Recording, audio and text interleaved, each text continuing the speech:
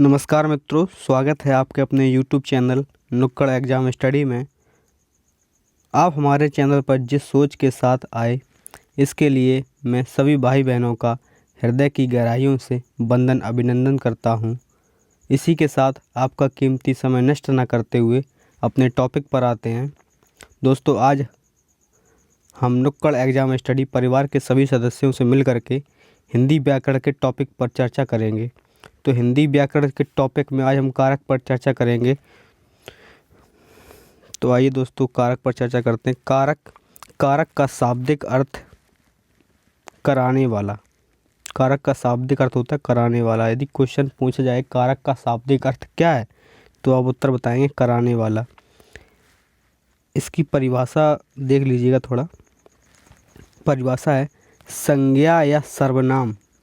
संज्ञा या सर्वनाम का वाक्य के अन्य पदों विशेषता किससे, क्रिया से जो संबंध होता है उसे कारक कहते हैं।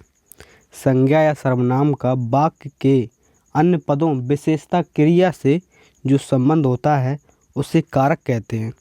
अन्य शब्दों में या अपने शब्दों में कह सकते हैं क्रिया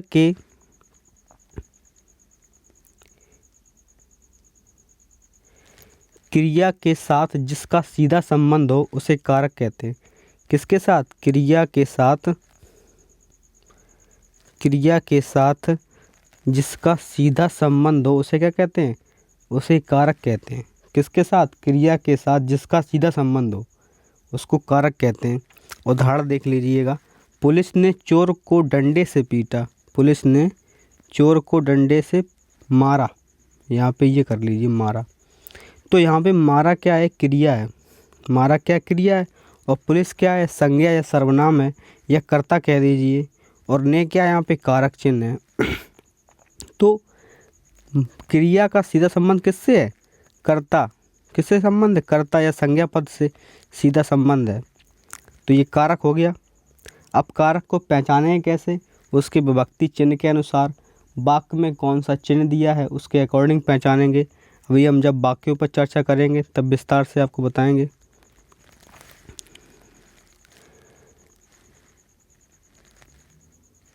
हिंदी में कारकों की संख्या 8 मानी गई है। हिंदी में कारकों की संख्या 8 मानी गई है। संस्कृत में कारक कितने हैं? वो 6 हैं।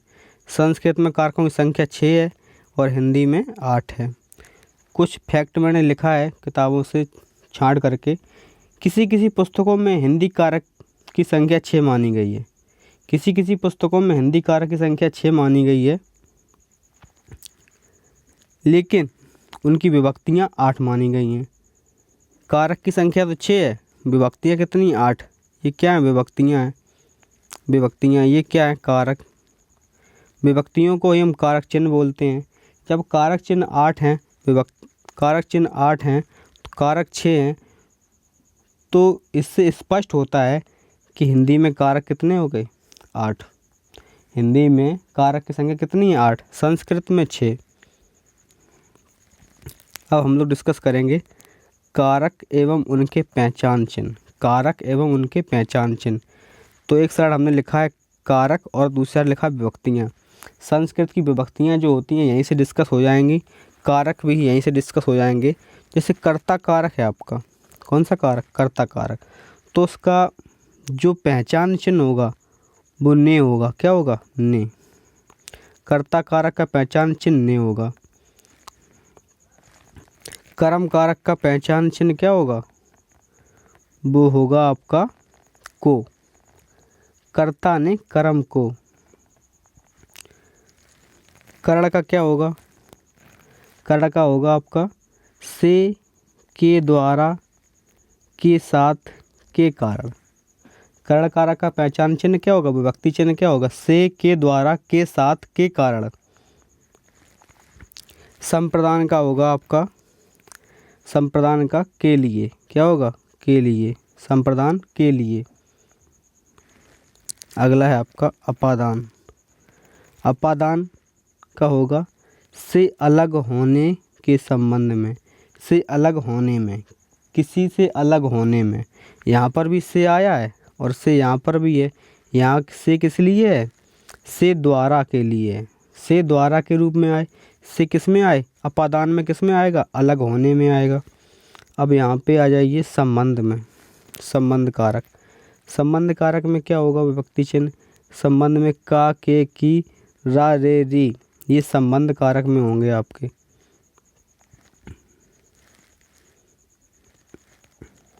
अगला है संबोधन। संबोधन सॉरी संबंध के बाद अधिकरण।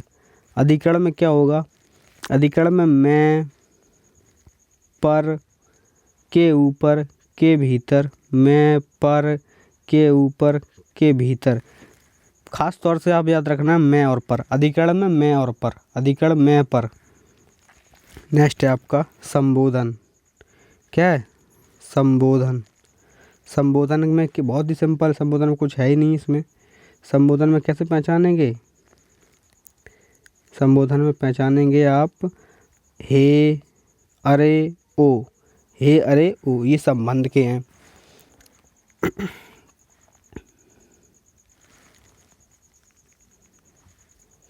अभी आप समझ लीजिएगा इसको, बहुत अच्छे समझाता हूँ अभी आपको मैं। अब हम इसके जो हैं सभी कारकों को एक बार फिर से डिस्कस करेंगे। कर्ता का जो विभक्ति चिन्ह होगा वो क्या होगा, कर्ता का ने। कर्ता ने कर्म को करण से के द्वारा संप्रदान के लिए अपादान से अलग होने के संबंध में, अपादान से अलग होने के संबंध में। संबंध क्या है, संबंध क्या है, संबंध का, के, की, रा, रे, री। अधिकरण क्या, मैं, पर, के ऊपर, के भीतर। संबोधन क्या है, हे, अरे, ओ। ये सब हो गए। अब आपको डिस्कस करना है थोड़ा, इन पर आइए। जैसे यहाँ पे लिखा कर्ता, तो कर्ता क्या होगा, क्रिया को करने वाला। कर्ता क्या होता है, क्रिया को करने वाला। कर्म क्या होता है, जिस पर क्रिया का प्रभाव पड़ता हो। कर्म क्या होता है, जिस पर क्रिया का प्रभाव पड़ता हो। करण क्या है, जिस साधन से क्रिया हो। करण में से का चिन्ह दिया हुआ है, तो जिसमें क्या होता है, करण में कोई साधन होगा। संप्रदान, जिसके लिए क्रिया की गई हो। संप्रदान, जिसके लिए क्रिया की गई हो। संप्रदान, किसी को दान देने में भी संप्रदान कारक। अपादान, जिससे पृथकता हो, अलग होने में, किसी से डरने में, भय होने में। कौन सा अपादान, कौन सा कारक, अपादान कारक। संबंध तो सीधा सीधा होगा, का, के, की, रा, रे, री होगा, लेकिन क्रिया के संचालन का आधार होगा, क्रिया के संचालन का आधार। अधिकरण क्या होगा, क्रिया करने का स्थान। संबोधन में जिस संज्ञा को संबोधित, जिस संज्ञा को संबोधित किया जाए। नेक्स्ट स्लाइड है आपकी, कारक के प्रयोग संबंधी नियम। आप अगर इन नियमों को सही से पढ़ लेंगे तो पूरा कारक आपको समझ में आ जाएगा। आई थिंक, मुझे लगता है मैंने इस तरीके से बनाई है स्लाइड को। कारक के प्रयोग संबंधी नियम। कारक के बिना वाक्य अपूर्ण होता है, इसीलिए कारकों के प्रयोग संबंधी नियमों को जानना अत्यंत आवश्यक है। कर्ता कारक, हम लोग पहले पढ़ते हैं कर्ता कारक। कर्ता कारक क्या होता है, क्रिया करने वाले को कर्ता कहते हैं। कर्ता किसे कहते हैं, क्रिया करने वाले को कर्ता कहते हैं। बिना कर्ता के क्रिया असंभव है। कर्ता प्राय सक्रिय होता है। कर्ता कारक में जो कर्ता होगा वो सक्रिय होगा। रमेश ने पत्र लिखा, रमेश ने पत्र लिखा। रवि ने गाना गाया, माँ ने पूजा की। इन तीनों में जो कर्ता है वो क्या है, रमेश है, रवि है, माँ है। इनमें सक्रिय कौन दिख रहा है, कर्ता सक्रिय दिख रहा है। तो इसलिए कर्ता कौन सा कारक हो गया, यहाँ पर कर्ता कारक हो गया। कौन सा कारक हो गया, कर्ता कारक, क्योंकि इसमें जो क्रिया का जो सीधा संबंध है वो किससे, कर्ता से है। अगला हम लोग पढ़ते हैं कर्म कारक। इसमें क्या, कर्म कारक क्रिया का प्रभाव या फल जिस संज्ञा या सर्वनाम पर पड़ता है उसे कर्ता कारक कहते हैं। अब यहाँ पे क्या, क्रिया का जो प्रभाव है या फल है वो किस पे पड़ रहा है, संज्ञा या सर्वनाम पर। तो आप समझ लीजिए कर्म जो कारक दिया होगा उसमें क्या होगा, संज्ञा या सर्वनाम होगा। क्रिया का प्रभाव सीधा किस पे पड़ेगा, संज्ञा या सर्वनाम पर। तो पूरे वाक्य में संज्ञा या सर्वनाम क्या है, पुस्तक है। संज्ञा क्या है, पुस्तक संज्ञा है। क्रिया क्या, पढ़ना। तो क्रिया का प्रभाव सीधा किस पे पड़ रहा है, संज्ञा पे पड़ रहा है। यहाँ पे क्रिया बनाना किस पर, बनाना का प्रभाव किस पे पड़ रहा है, क्रिया का प्रभाव सीधा संज्ञा पे पड़ रहा है। तो कर्ता कारक कर्म कारक का जो पहचान चिन्ह है वो क्या है, को है। क्या है, को है। अगला है करण कारक। करण कारक का अर्थ होता है साधन। क्या होता है, साधन। संज्ञा या सर्वनाम का वह रूप जिससे क्रिया के साधन का बोध हो, उसे करण कारक कहते हैं। जैसे मैं रवि के द्वारा संदेश भेज दूंगा। अब यहाँ पे साधन कौन है, रवि। तो यहाँ पे कोई ना कोई साधन दिख रहा है, इसलिए चिन्ह कौन सा है, के द्वारा। मैं काम से जा रहा हूँ, मैंने बताया था करण कारक का क्या होता है, से। चिन्ह क्या होता है, पहचान चिन्ह से। जहाँ पर भी से के द्वारा मिल जाए वहाँ पे कौन सा, करण कारक।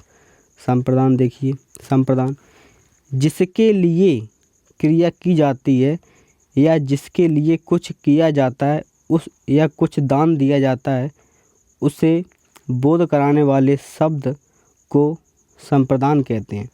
किसी को कुछ देने में कौन सा, संप्रदान।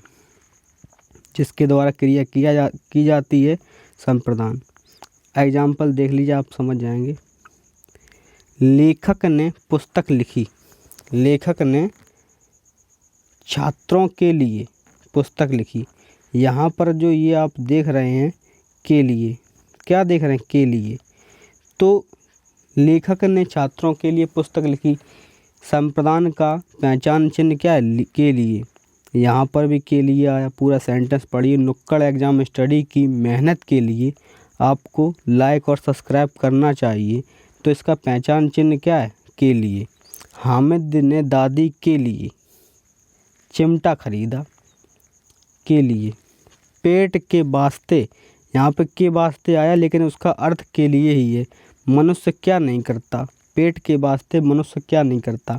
यहाँ पर भी कौन सा, संप्रदान कारक।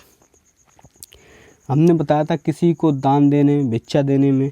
श्याम ने भिक्षुक को भोजन दिया। अब यहाँ पर आप गलत कर सकते हैं क्योंकि यहाँ पे विभक्ति चिन्ह को है और मैंने बताया था कर्ता ने कर्म को। यहाँ पे आप कर्म कर देंगे, अगर आपको नहीं पता कर्म कारक कर देंगे, लेकिन यहाँ पे कौन सा होगा, संप्रदान।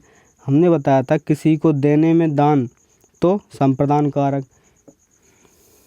नेक्स्ट है आपका अपादान कारक। अभी अपन पढ़ेंगे अपादान कारक। अपादान कारक अलगाव के भाव को प्रकट करता है। अलगाव, किसी से लगाव ना हो।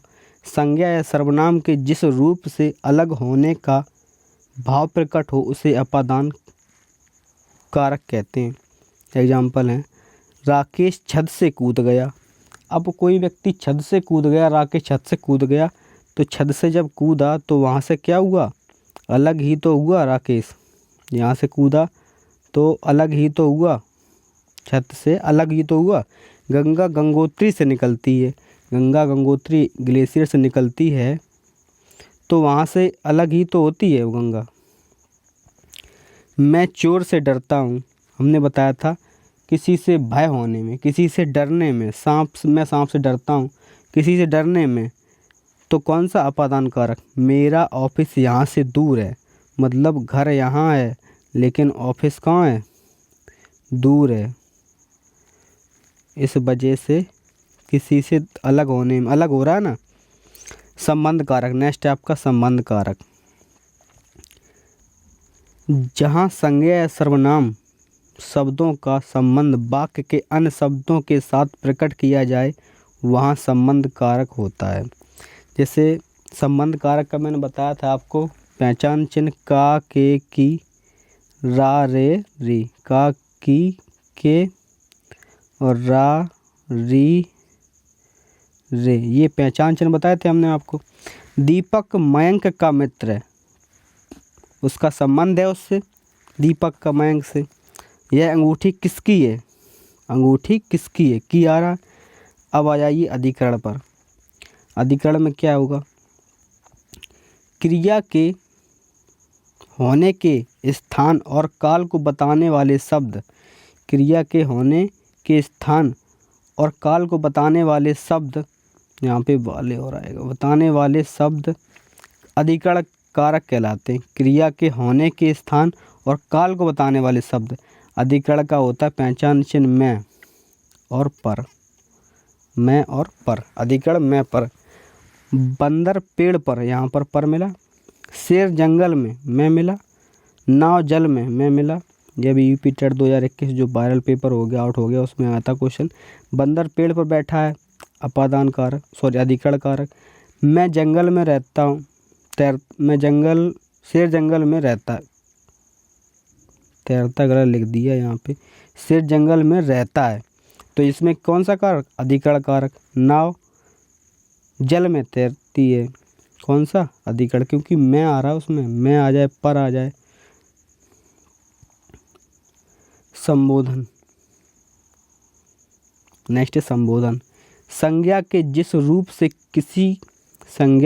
रूप में किसी को पुकारा, बुलाया, सुनाया, सावधान किया जाए, उसे संबोधन कारक कहते हैं।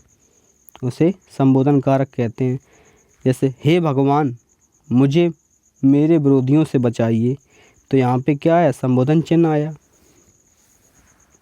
देवियों और सज्जनों, ज़रा ध्यान दीजिए, नुक्कड़ को सब्सक्राइब कीजिए, तो यहाँ पे संबोधन कारक है। अब आते हैं, थोड़ा डिस्कस कर लें जिसमें आपको डाउट रहा हो।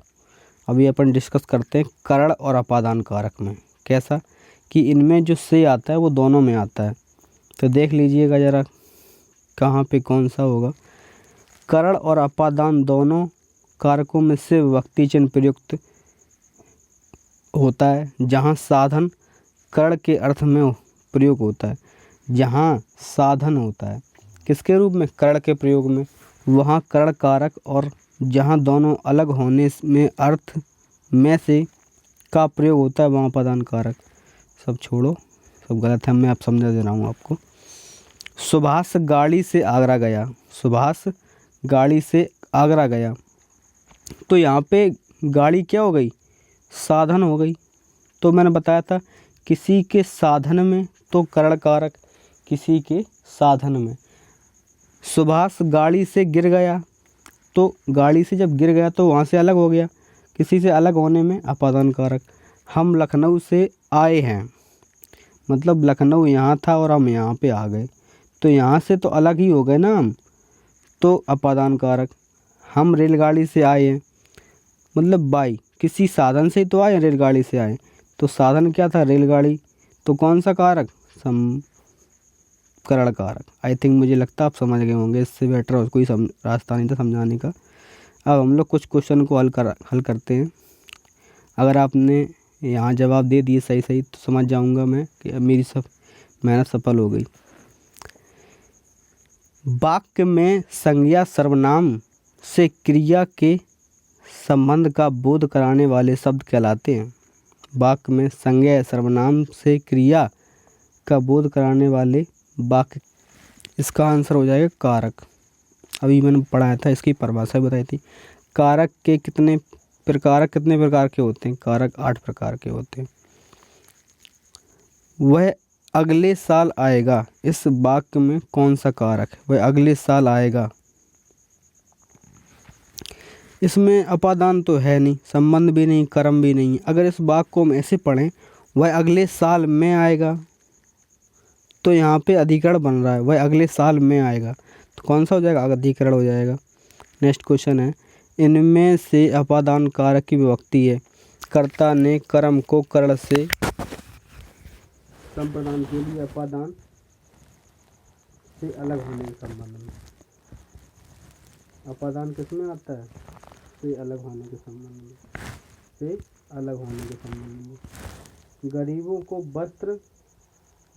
को वस्त्र दो, किसी को दान देने में तो संप्रदान कारक। नरेश ने पुस्तक पढ़ी होगी, नरेश ने, कर्ता ने,